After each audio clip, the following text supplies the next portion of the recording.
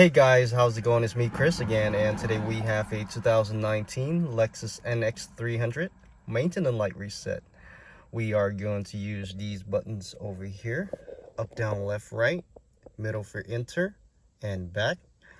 And we're going to be looking at that screen right there. Go ahead and turn on your car without starting. If you have the key, go ahead and turn it to the second position. And if you have the press button to start, go ahead and click it twice without your foot on the brake. I'm going to focus a little bit here, and as you can see, the back button, go ahead and click it. Now go ahead and press right until you find the gear indicator here. Now once you get here, go ahead and scroll down all the way until you find vehicle setting.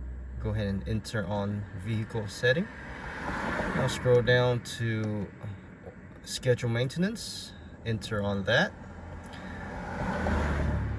click yes. Now go back, click back. You're gonna have to reset the oil maintenance also. Enter on oil maintenance, scroll up to yes, enter on yes, and that's how we do it, guys. Make sure you click that like. Thank you for watching, and I'll see you next time. Bye bye.